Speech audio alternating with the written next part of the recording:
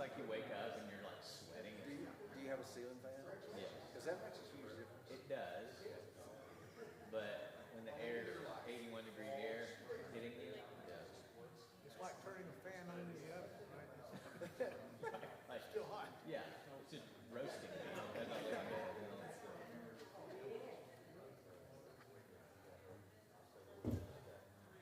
Let's see if we can get people to come in here. How about that? It's like I can flash some lights, I can buzz, doesn't matter. They're gonna do what they're gonna do. Early on, people had a little respect for me. It's all gone. This is gone. All gone. Like Boo's just one of the guys.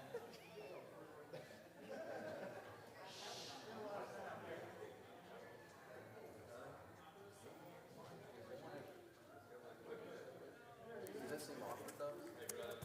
This thing? This mic? No, I'm just saying Oh. that you're one of the guys. I guess. I mean, isn't that where you want to be? Kind of. Yeah. Good morning, everybody.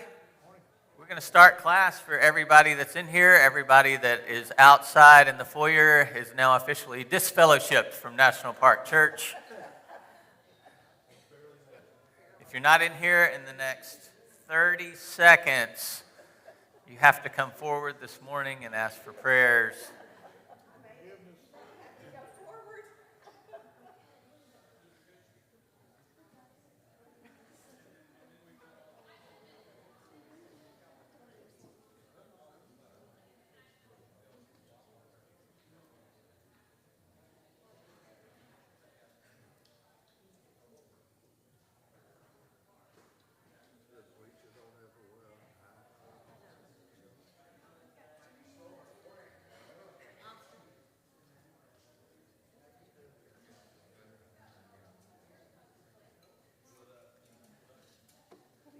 I'm a clicker here.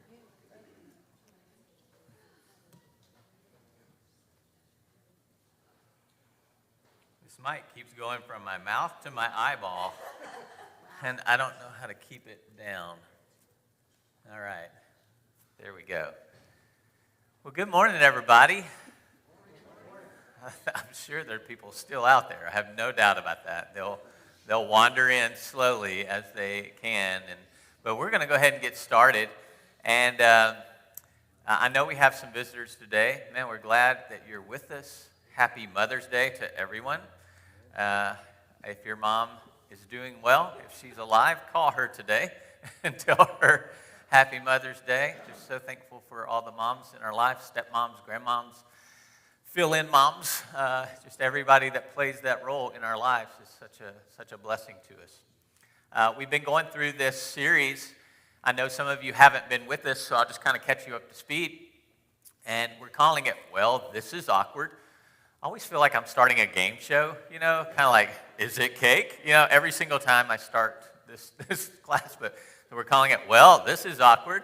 And we're talking about the uncomfortable and essential truths or challenges of kingdom life. Like just the struggles and the awkward things that we do to follow Christ and to be a part of a faith community. And so we've talked about a lot of different things, and today we're going to talk about one that is bothersome for me, because today we're talking about awkward discomfort or uncomfortable discomfort. And a lot of you are looking really confused right now. Let me get into it, okay? And then we'll talk about it a little bit more. But today I want to talk about our comfort and how our comfort sometimes can hinder us and how our comfort sometimes can prevent us from living truly into kingdom life and into a kingdom community. And today I want you to be thinking about, because I'm going to ask you these questions, what are some comforts that we make idols out of, for one? And two, how do we overcome our comforts and pour into kingdom life? So don't answer them yet. Throwing them out there so you can be thinking about them. An author named Brett McCracken, I like his name, it's like Release the McCracken. But Brett McCracken, he writes these two quotes. Somebody read these for us.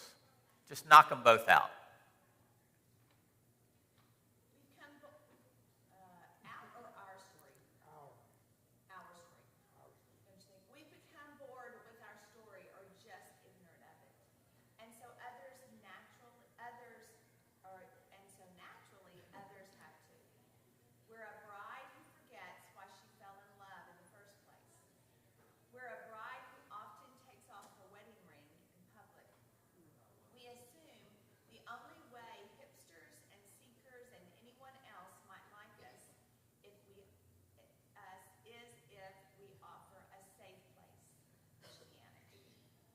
All right, kids, you knock that next one out. If there's typos in it, that's my bad. Just roll with it. Yeah.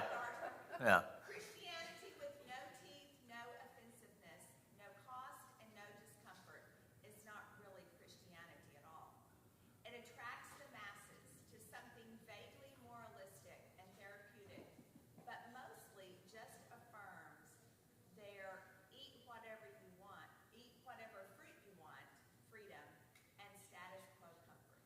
Okay, so a lot of these tie together, if you haven't noticed that yet. We're talking about a lot of things that tie together, and a lot of our the awkward things that we embrace as Christians and as followers of Christ, and the uncomfortable things, they all kind of flow together. And what this class is doing, I hope, is we're kind of naming them, becoming aware of them, and the way that I obviously structured this class is we're talking about them. We want this to be a conversation. How do we engage the community around us? We've talked a lot about that the last 2 Sundays. We're going to talk about unity once again. All of these different awkward, uncomfortable things that we need to enter into as a community. And the go-to verses are in Matthew chapter 16, when Jesus told his disciples, if anyone would come after me, let him deny himself, take up his cross, and follow me, for whoever would save their life, or whoever would save his life will lose it, but whoever loses his life for my sake will find it or will save it. And this idea of following Christ and entering into a kingdom mindset and a community of people that follow Christ requires us to lay down a lot of things, to enter into awkward situations. I think we have a comfort problem. We're comfort junkies. You didn't choose the snug life chose you. No. We really, really like our comfort. We crave comfort from the minute we get up until the minute we go to bed. We want our beds to be super comfortable. Again, I'm not bashing you. I love comfort. I have a super comfy bed. My kids can attest to that because they sleep in it more than I do. But we're comfort junkies. And it's not just in the big ways. It's not just like we seek more money to bring more comfort or have the best vacations or eat in the most expensive restaurants or drive the most luxurious cars. I'm not talking about like comfort in that sense. We're comfort junkies even in the sense of our everyday routines, aren't we? Like I wake up, I want to be comfortable. I want my house, we were just talking to Jay and Asta about this. Our AC's out right now on our bedroom side of our house, so we're sleeping in 81-degree air. Yeah, and it's like, yeah, poor Boo. Like, I've slept in 90-degree air in different countries, and I don't complain about it there, but at home I complain about it because I'm supposed to be comfortable at home, But we just want to be comfortable throughout every aspect of the day. We want to go get our specialty coffee, maybe a nice pastry with our specialty coffee. We want to come and, we want the best desk chairs, the most comfy chairs with all the sweet hydraulics and all that stuff. We have our day-to-day routines. If we get home and we want dinner to be ready, or we want to know where we're going to eat, or we want our routine to be comfortable. And if it's not something that we want to eat, it can throw our whole day off. Once we get ready to kind of chill at night, we want our next Netflix shows pulled up, and if it's not the show that we want to watch, or if the series or the season has ended and you got to wait for the next season, like so annoying. We like our comfort. And it's all the little choices that we make throughout the day that we're after. It's like we're after comfort. We want to feel good. I thought we were about to have to jet out of this place, Harry. It's like there's a fire or a bomb raid or something going on. But our comfort, we want to feel good. We want to feel at peace. We want to feel at rest. And we want to have the little indulgences that we look forward to get us through the monotony, the mundane, and to give us a little bit of excitement, right? Again, I like my comforts. That's why we need to talk about this, because I have a feeling that you do as well. And there's nothing wrong with the comforts. There's nothing wrong with your specialty coffee in the morning. There's nothing wrong with having a nice soft bed. But what about when these take the place of Matthew 16? What about when these take the place of us laying down our lives and taking up our cross? What about when these are more important to us than losing our life for Christ's sake? And this lifestyle and this culture has definitely spilled over into the church. And it's spilled over into Christian culture. We want the most comfortable building. Again, not bashing it, just talking about it. We want the softest chairs. We don't want the preacher to talk too long. Well, sorry, you're out of luck on that one. Okay. We just want to be comfortable. What are some other ways that we've idolized comfort, or things that we've idolized that bring us comfort?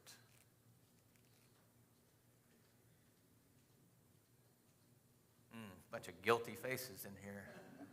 I know you got something to tell me. Time?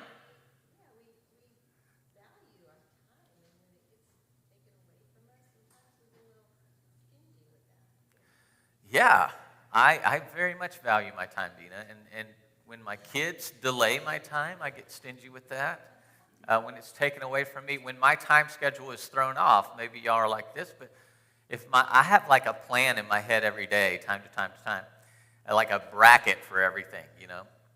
And when that gets skewed, whew, yeah, I lose my cool a little bit.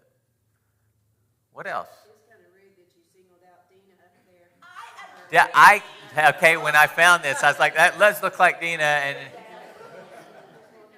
Dina, do you own a Snuggie? Okay, good. Because Mike's going to be like, where'd you get this picture of? I'm sorry. No, yes. Myself was like, Yeah. oh gosh, Dina. Dina chose the snug life, yeah. Time, I like that one, Dina. What else do we idolize as far as comfort goes? I think as we're kind of getting closer to retirement, I think that we think that retirement is something that is about a snug life. And sometimes we make other choices instead of serving. Yes, so Kinsey, maybe there's kind of this end point in mind, this finish line. If I can just reach the finish line, then I can rest and relax and have the snug life. We'll keep referencing this dumb picture. But and then maybe my life will be my own. My life won't be for others. My life won't be for Christ. My life won't be for my job, whatever. Maybe we do struggle with that mindset and idolize that mindset. What else? Yeah, Laura. I think we idolize it in that we're just so entitled to have it all. I mean, it's like if it's raining, we want it to be dry, and if it's dry, we want it to be raining. Right. I mean, we're so entitled. I mean, when do we become so entitled? We sound like the Israelites, you know? Right. I didn't choose it. I was born into it, you know? Right. Yeah. Right. We are. And that's, so yeah, let's keep talking about it. Because we're going to come to some solutions here today, Lord willing. What else? Television, Diane. How so? Just always there. It's like a blankie that keeps us warm at night. Yes. Who said something else? Our families. Hi, Mark. Our families, how so? Well, we tend to elevate our families above everything else. How many times have we changed maybe our view on something because it affects another member of our family? Or is there something that we don't do things because, you know, that might take away a little bit back to our time with our families, but we idolize that relationship above all else and we'll sacrifice everything for it. Okay. Maybe even your relationship with Christ? It's like Jesus said, can't love another. That's what Right. that whole point. Right. So we idolize our families. Our families can bring us comfort in a lot of ways, and they should, and they do, but yeah, do we idolize that? You know, sometimes we're guilty of seeking to make following Christ as comfortable as possible and offer the best of the best. We seek to be a desirable and comfortable place for people to come and consume Christ. This is kind of the church culture that's been taken on, been adopted in America, simply because that's what the culture in America is. And yet the irony is and this is so important, the irony is that uncomfortable church and uncomfortable mission is actually what grows and stretches and builds the body of Christ to be effective in the world, not comfortable church. Do you believe that to be true? So, why do we strive for one and avoid the other? If this is going to grow, and I'm not saying why is National Park striving for that. Why has Christian culture gone this way if growth happens this way? Because as you know, Christianity in America is declining in every statistic imaginable. And it has been. Yet we still go this way. Amanda. Sometimes I don't even think we strive for comfort. I think we just become comfortable. I think Right. there are some times that, yes, in our lives we strive for, talking about retirement or whatever, we strive for a place of comfort. But I think sometimes if we're not on guard, we just become comfortable and we might not even realize it. And I think that's, you look at the churches in Revelation, there needed to be a wake-up call for different reasons. And I just think sometimes we just kind of become, and it's complacency, or we don't, if we aren't looking for, we talk a lot here about our vision statement and what are we doing in the community? What are we, all those things. If we're not, I guess, vigilant about being active and asking how can we serve Jesus every day, we can just become comfortable. Yeah. I like the reference to the 7 churches in Revelation. You become lukewarm, or you lose your first love. That first love being a passion for evangelism and a passion for bringing people to Christ. Sometimes we do lose that in the sense of we consume rather than allowing other people to get to meet Christ and know Christ. Well, and sorry, on top of that too, I think sometimes, for me, being uncomfortable or thinking about quote, uncomfortable church, it sounds tiring to me. I don't want to be tired, but I think that, and then I know this is a whole different topic, but I think that we can allow ourselves not to become comfortable, but still follow God's plan for rest, even as a body of Oh, Christ. absolutely. And I just say that because I think that when I think about discomfort, I just think, oh, that's just tiring. Yeah. Nobody wants to be uncomfortable, right? I think I imagine. Comfort and rest, view them as 2 different things here, okay? Two different things. You have to rest. You'll die. You need to rest. 2 different things. Again, comfort, not a bad thing. When you idolize it, it's a bad thing. So we have to ask ourselves, we have to take stock. Where's the Lord in this? And what do we do to make sure we aren't falling for the comfort trap? Perhaps in our familiarity with the words of Jesus, we've kind of become numb to their audacity. We've kind of become numb to just the shock factor of some of the things that are said that we read in Scripture. When he says, blessed are those who are persecuted for righteousness' sake, for theirs is the kingdom of heaven. Now, granted, we've studied that in context, but just the statement alone is so shocking. And we kind of become numb to statements like that. Or when the Lord says to Ananias in Acts chapter 9 regarding Paul, after the whole knock him down on the road conversion story, he says, I will show him how much he must suffer for my name's sake. You think Paul's going to be comfortable throughout the rest of his life? No, and we know he's not comfortable. Does he have periods of where he's comfortable? For sure. And his brothers and sisters take care of him. They visit him. Yeah, comfort is a part of life, but no. And the Lord told Ananias to tell him, I'm going to show him how much he must suffer for me. And we think, oh, that's Paul. I have easy street Christianity.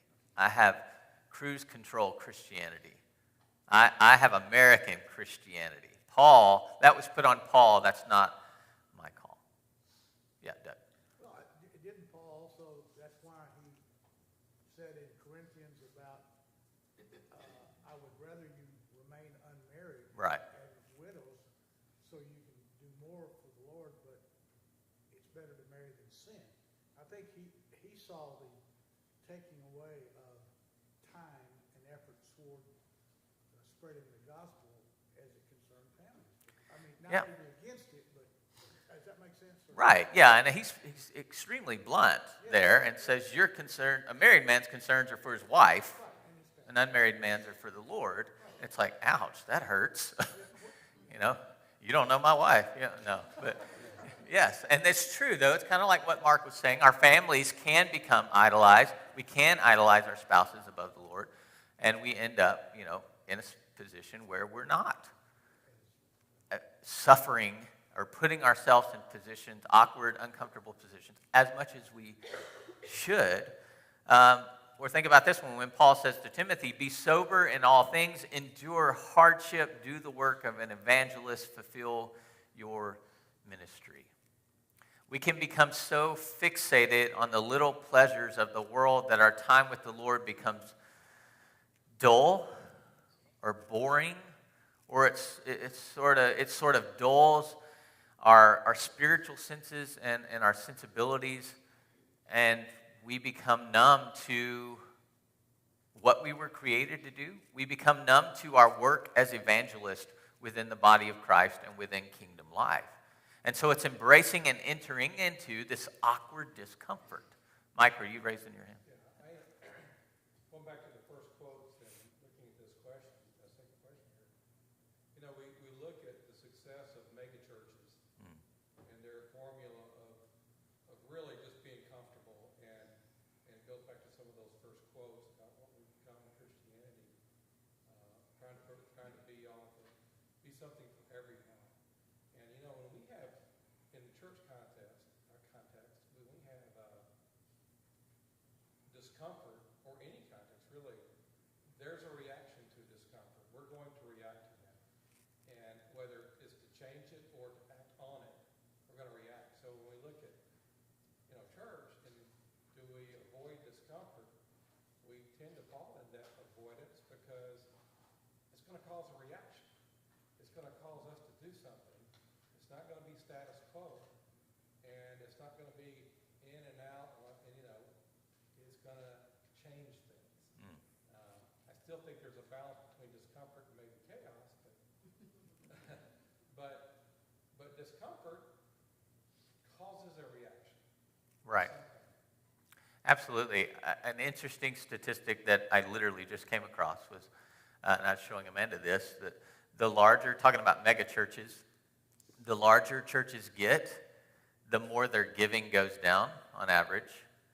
And the larger they get, the more volunteers go down. And they said in their study that churches of 100 or less, which is your typical church in America, I think 70% of churches in America have 100 people or less. Once you go above 100, your giving per family, per person goes down. Once you go above 100, your volunteers drop off drastically. And they said, like most congregations, like their giving is fairly high because of it's a smaller family. And a lot of people step up because they feel the obligation, the uncomfortable obligation to step up. And so I thought, how do we cut off at 100 and just stay right there? You know, who do we kick out? Like, don't know. I'm joking. But yes, it's again, we keep pursuing this.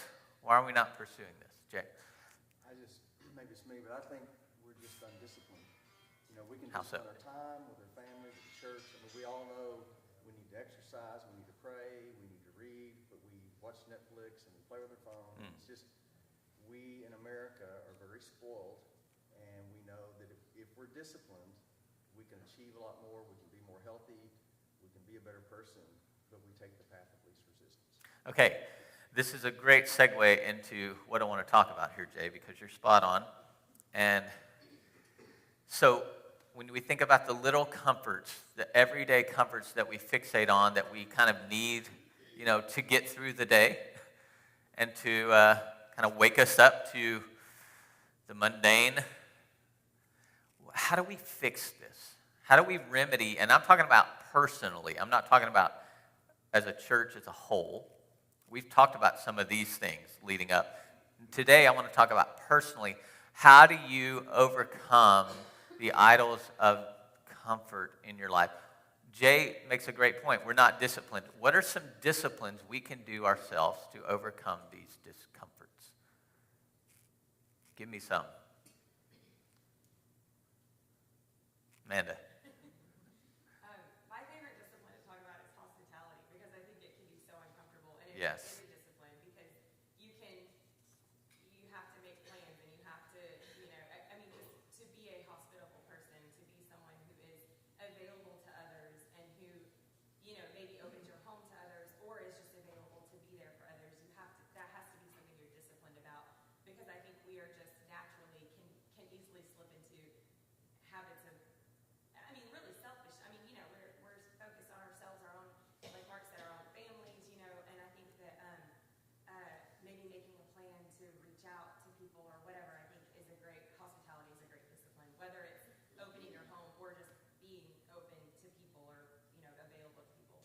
I agree completely. And Amanda is the queen of this and has helped me tremendously because I was a recluse my whole life and didn't want people at my, I have my space, and then there's the space I interact with everybody else. Like, don't come in my space,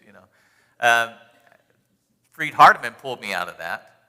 Amanda has pulled me out of that to a greater extent, and ministry in general has pulled me out of that, and so we try and do that quite a bit. What would that look like if you disciplined yourself to host a brother or sister or a non-brother or sister in your home?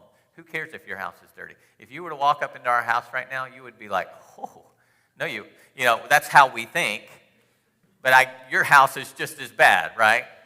If not worse. If you've got 3 kids, I guarantee you your house is nuts. We climb over a mountain of laundry just to get through our door to go into the kitchen. And that's clean laundry. The dirty laundry is another mountain. Jay. No. Yeah, see.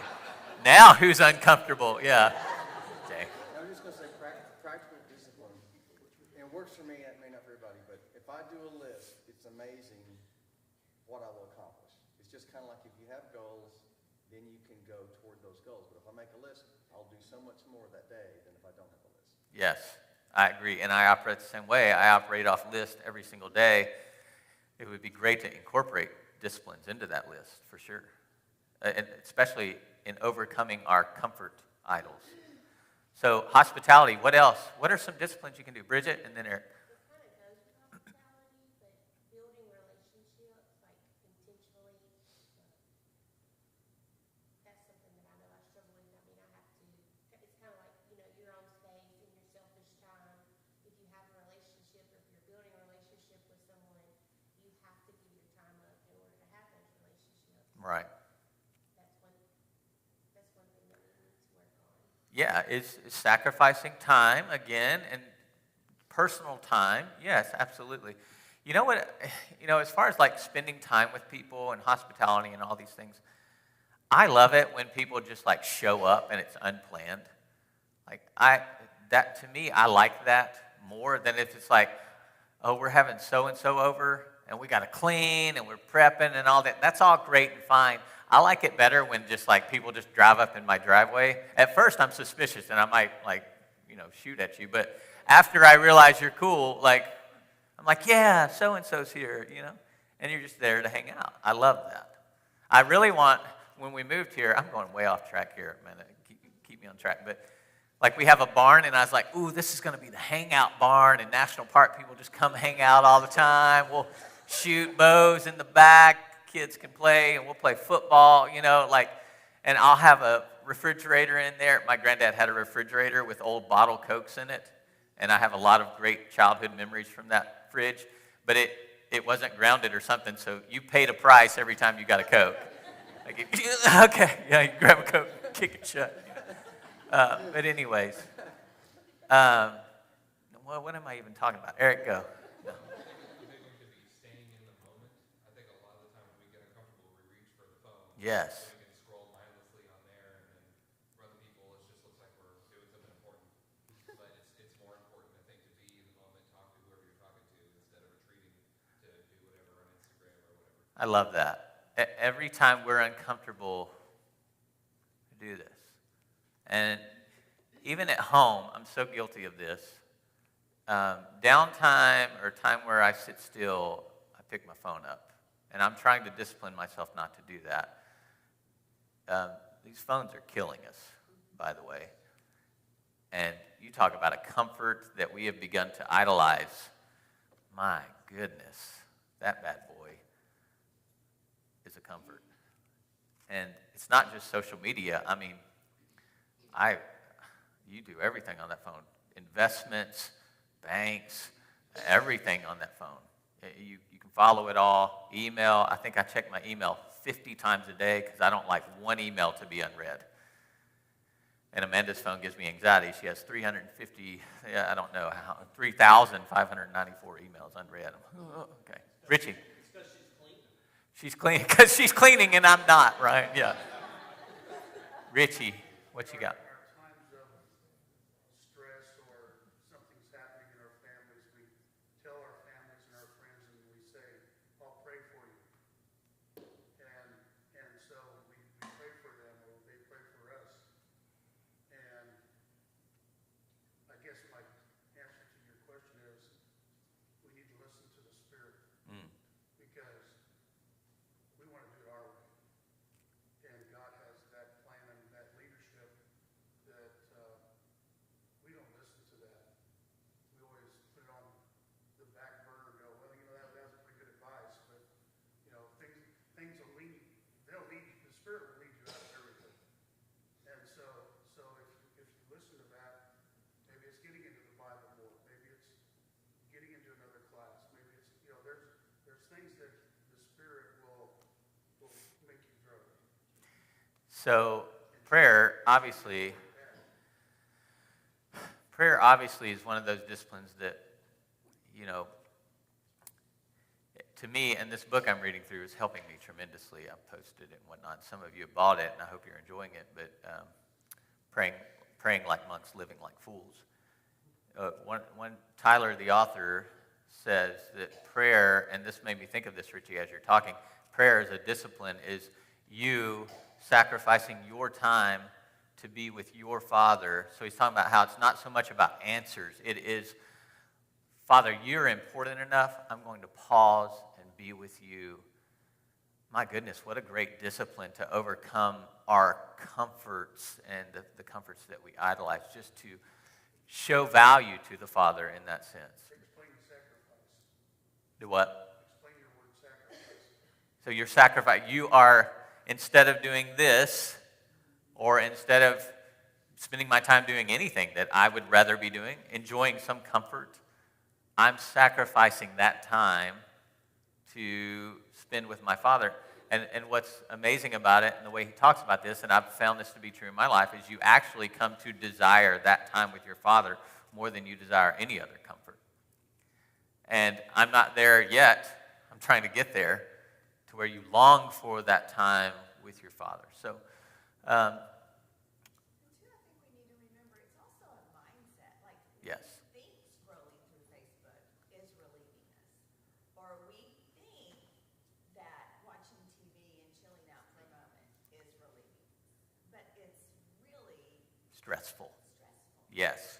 And so then we crave it more. So I think we need to check on our choices for our comforts that they're really not. Right. Or we have this social media personality that somebody just can't live without, and we got to tap into, It's just this, it's become an addiction, a big-time addiction. It's definitely one of the comforts of the day that we idolize. So prayer, hospitality, sacrificing your time. What else? There's one that I'm looking for, and I know why it's not being said, because we don't do it. Fasting. Fasting. When's the last time you fasted? For a blood test. You had to, for medical reasons. The brutal honesty is what's wonderful. Yeah, nobody's trying to put on a face here. Before a blood test, yeah. What else, Jay?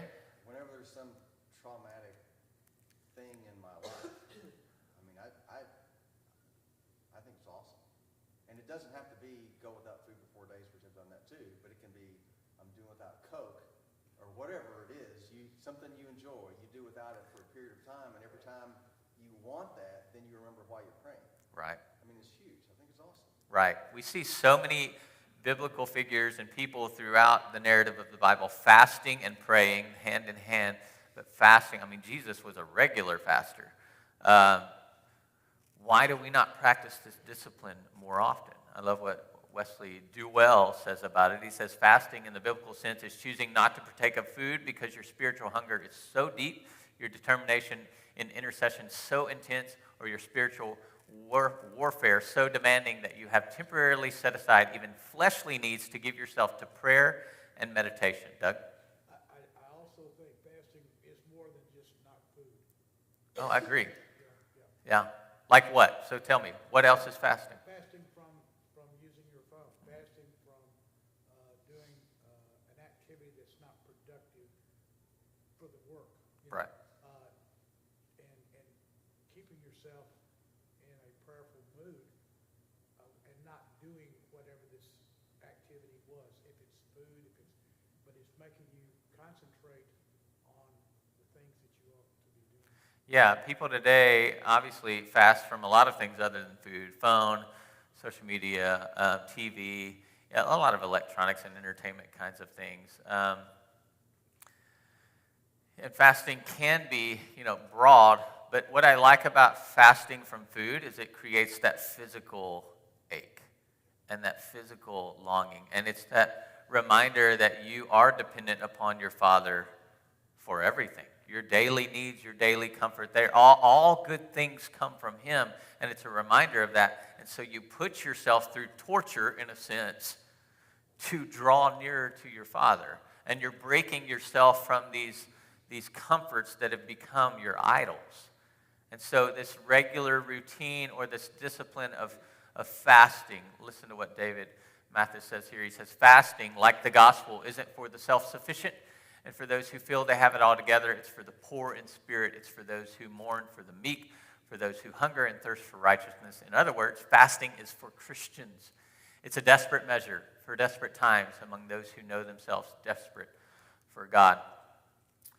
What are you desperate for? What do you depend on instead of God? What is something that you need to fast from in your life? Mark's saying money. How do you fast from money, Mark? Well, you think about what do we spend our money on? Okay. Be more diligent about it, right? So it's more about how do you handle it rather than, don't give me $100, I don't want it. Yeah.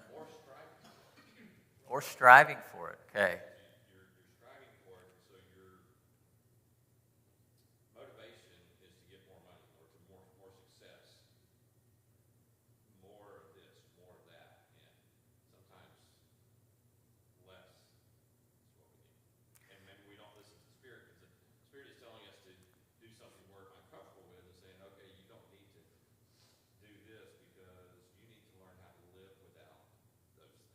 And then that takes us out of our comfort. Maybe we don't do that. Yeah, so it's this mindset of you wake up and I'm not striving for more wealth and more,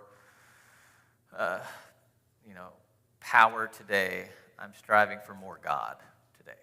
I'm striving to be closer to Him. How do I do that? How do I identify what I'm desperate for? Wealth and the pursuit of wealth are definitely one of those daily comforts that we idolize. Food is definitely a daily comfort that we idolize. So what else are you desperate for, Jay? I think a lot of the world is desperate for love, and they seek it in all kinds of places other than from God. And that's a hard place to get to. Yes. But to know that you're loved by God changes everything. Yeah, that one's deep. We're desperate to be wanted, desired. We're created to have a desire and to be desired, and God has spoken that value into us and claimed that He does desire us, yet sometimes we don't believe that. Sometimes that's not enough for us, and so we long to find that in various places. Richie, and then Christy. We have an image to keep. Right. And what's ironic is the image that we do have is from our Father, but yeah, we have a cultural image to keep for sure. Christy? God's a great way to deny yourself in the Old Testament. Set up the Sabbath to remember Him. Okay. On the Sabbath, you don't cook food. You drink your drinks. You don't draw from the well. You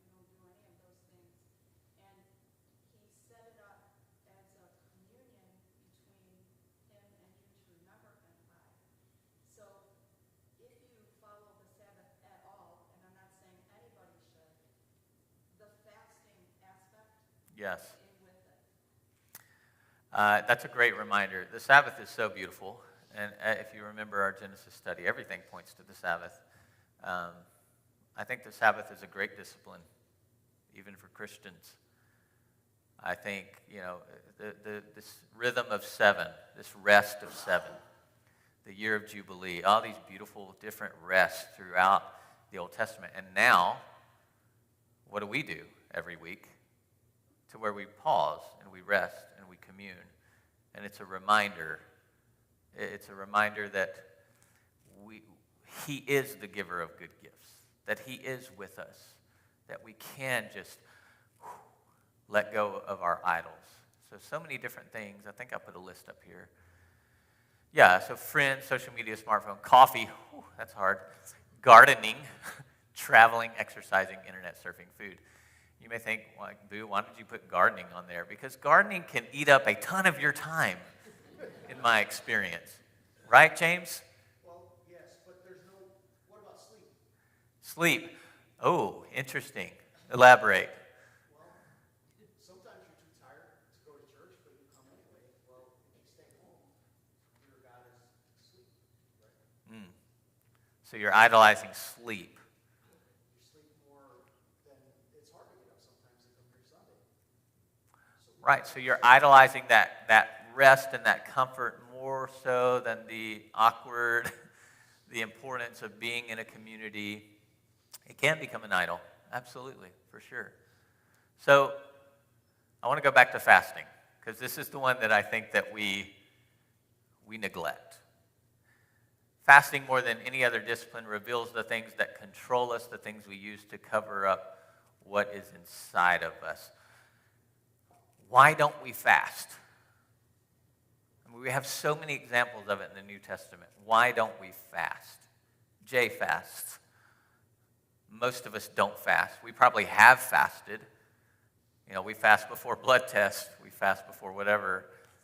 Why is this not a discipline of ours, especially when it comes to prayer?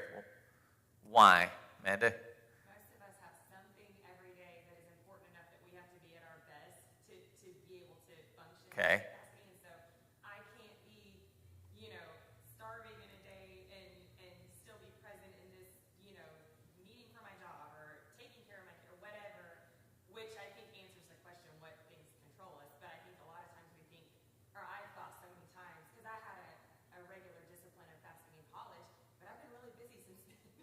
Yeah. I don't have time to do that. I'm being facetious, we should make time for it. Right. Are we way past time? Nobody ring a bell? I did.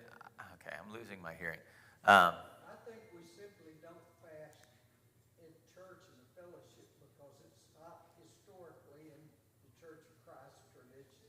Right, and so we view it differently. We kind of push it off a little bit, Jerry, to some extent. But we potluck really well. But what? We potluck really well. Maybe we should do a fasting potluck one day. Everybody bring empty dishes. How? Visitors would be like, what kind of church is this? Yeah. We'll just pull out a bunch of dishes. Yeah. Hey, we're having a fasting potluck today. I hope you'll all stay afterwards. It'll be laid out. No, I want to continue this conversation. We don't have enough time, but thank you for your comments today. We'll continue rolling on with this series for a few more weeks. We love you. Bye.